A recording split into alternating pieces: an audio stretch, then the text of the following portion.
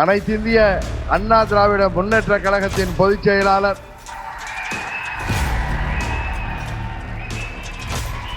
மாண்புமிகு எதிர்க்கட்சி தலைவர் பெரும் மதிப்பிற்குரிய திரு எடப்பாடி கே பழனிசாமி அவர்களே,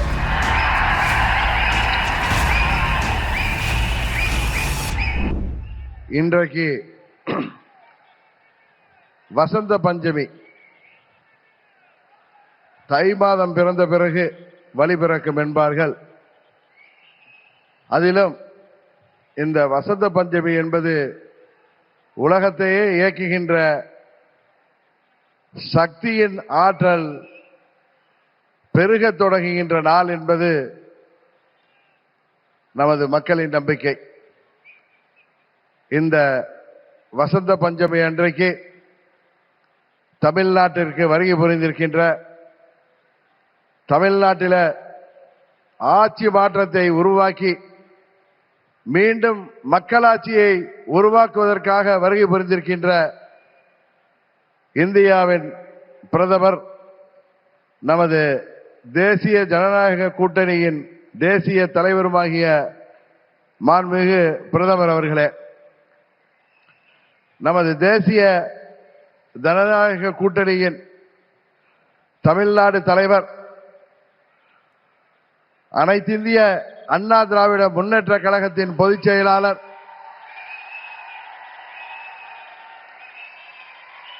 மாண்புமிகு எதிர்க்கட்சி தலைவர் பெரும் மதிப்பிற்குரிய திரு எடப்பாடி கே பழனிசாமி அவர்களே,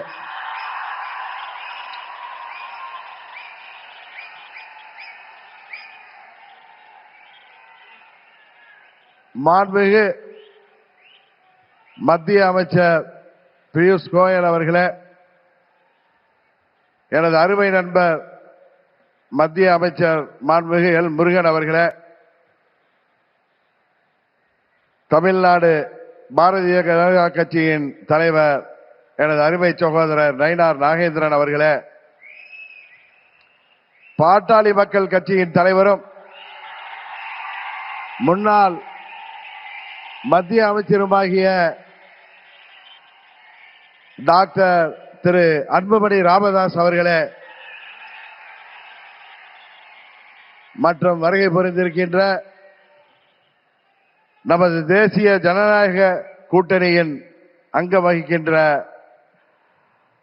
தலைவர்களே, வருகை புரிந்திருக்கின்ற நமது தேசிய ஜனநாயக கூட்டணியின் நிர்வாகிகளே, செயல் வீரர்களே, வீராங்கனைகளே, உங்கள் அனைவரையும் அம்மா மக்கள் முன்னேற்ற கழகத்தின் சார்பில் இந்த நேரத்தில் எனது நெஞ்சம் நிறைந்த வணக்கங்களை தெரிவித்துக் கொள்கின்றேன்.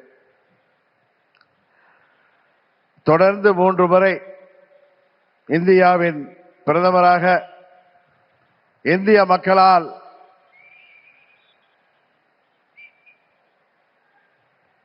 ஏற்றுக்கொண்டு இந்தியாவை உலக அரங்கிலே ஒரு சிறந்த இடத்திற்கு உயர்த்தி கொண்டிருக்கின்ற பாரத பிரதமர் அவர்கள் தமிழ்நாட்டிலே நடைபெற்றுக் கொண்டிருக்கின்ற இந்த மக்கள் விரோத குடும்ப ஆட்சியை முடிவுக்கு கொண்டு வர வேண்டும் என்கிற ஒரே நோக்கத்தோடு அம்மா மக்கள் முன்னேற்ற கழகம் இந்த கூட்டணியிலே வர வேண்டும் என்று அவர்கள் விரும்பினார்கள். இன்றைக்கு நாங்கள் முழுமனதோடு தமிழ்நாட்டிலே தேசிய ஜனநாயக கூட்டணியை தலைமையேற்றிருக்கின்ற மதிப்பிற்குரிய திரு எடப்பாடி கே பழனிசாமி அண்ணன் அவர்களை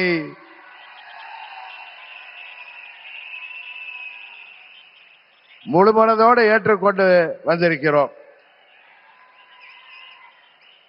நாங்கள் எல்லாம் அம்மாவின் தொண்டர்கள் என்பதை எதிரிகள் மறந்துவிட்டார்கள்.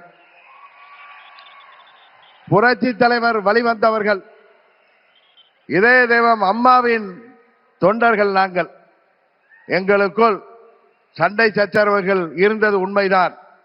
ஆனால் தமிழ்நாட்டின் நலனை கருதியும் அம்மா மக்கள் முன்னேற்ற கழகத்தின் நலனை கருதியும் மாண்புமிகு பிரதமர் அவர்களின் அழைப்பை ஏற்று நாங்கள் எங்கள் மனதிலே இருந்த எல்லா கோபதாபங்களையும் விட்டுவிட்டு 21 நம்மால் முடியாமல் போன அம்மாவின் ஆட்சியை உறுதியாக தமிழகத்திலே ஏற்றிட உருவாக்கிட எந்த ஒரு மனமாத்திரமும் இன்றி, எந்த ஒரு தயக்கமும் இன்றி, எந்த ஒரு குழப்பமும் இன்றி, சில பேர் சொல்கிற போல எந்த ஒரு அழுத்தமும் இன்றி அம்மா மக்கள் முன்னேற்ற கழகம் இந்த கூட்டணியிலே எங்களை இணைத்துக் கொண்டிருக்கின்றோம். இந்த கூட்டணியின் வெற்றிக்காக அம்மா மக்கள் முன்னேற்ற கழகத்தின் ஒவ்வொரு தொண்டரும் தமிழ்நாடு முழுவதும் அயராது பாடுபடுவான் என்கிற உறுதியை மாண்புமிகு பிரதமர் அவர்களுக்கும் எதிர்க்கட்சி தலைவர் மாண்புமிகு எடப்பாடி பழனிசாமி அவர்களுக்கும் இந்த நேரத்திலே நான் சொல்லிக் கொள்கிறேன். ஒரு விஷயத்திலே எதிர்ப்பதென்றால் அதிலும் உறுதி, ஆதரிக்க வேண்டும் என்றால் அதிலும் உறுதியாக இருக்கக்கூடிய தன்மையை அம்மா அவர்கள் எங்களுக்கு கொடுத்திருக்கிறார்கள். ஒரே குடும்பத்தைச் சேர்ந்தவர்கள், பங்காளிகளாக இருந்தவர்கள் நாங்கள் எங்களுக்குள் இருந்த சண்டையால் பிரிந்து இருந்தோம் என்பது உண்மை. இன்றைக்கு எல்லாவற்றையும் தூக்கி எறிந்துவிட்டு பாரத பிரதமர் மோடி அவர்கள் தமிழ்நாட்டிலே ஒரு மக்களாட்சியை உருவாக்க வேண்டும், புரட்சி தலைவர் டாக்டர் எம்ஜிஆர் அவர்களின் ஆட்சியை உருவாக்க வேண்டும், எங்களின் இதய தெய்வம் அம்மா அவர்களின் ஆட்சியை உருவாக்க வேண்டும் என்கிற உயரிய நோக்கத்தோடு இன்றைக்கு மக்களை வாட்டிக் கொண்டிருக்கின்ற இந்த மக்கள் விரோத குடும்ப ஆட்சியை முடிவுக்கு கொண்டு வர வேண்டும் என்பதற்காக நாங்கள் முழுவனதோடு இந்த கூட்டணியிலே இணைந்திருக்கிறோம் என்பதை அவர்களுக்கு மீண்டும் நான் இந்த நேரத்தில் தெரிவித்துக் கொள்கின்றேன். இன்றைக்கு தமிழ்நாடு ஒரு கொலை நாடாக, கொள்ளை நாடாக மாறி கிடக்கிறது.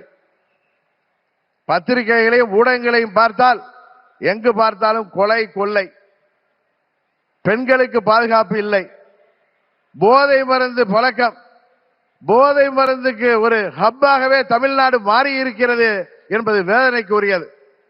இன்றைக்கு அனைத்து தரப்பு மக்களும், அவர்கள் விவசாயிகளாக இருக்கட்டும், அரசு ஊழியர்களாக இருக்கட்டும், ஆசிரியர்களாக இருக்கட்டும், மருத்துவர்களாக இருக்கட்டும், செவிலியர்களாக இருக்கட்டும், ஏன் மாற்றுத்திறனாளிகள் கூட இன்றைக்கு போராடுகின்ற நிலையில இந்த மக்கள் விரோத ஆட்சி ஏற்படுத்தி இருக்கிறது. இங்கே மக்கள் எல்லாம் வருத்தத்தில் இருக்கிறார்கள்.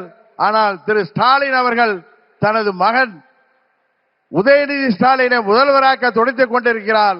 அதை, அந்த குடும்ப ஆட்சியை உறுதியாக நாம் முறியடிப்போம். தமிழ்நாட்டிலே மீண்டும் மக்களாட்சியை, புரட்சி தலைவர் ஆட்சியை, அம்மா அவர்களின் ஆட்சியை உறுதியாக உருவாக்குவோம் என்று கூறி வாய்ப்புக்கு நன்றி சொல்லி விடைபெறுகிறேன். நன்றி, வணக்கம். Subscribe to One India and never miss an update.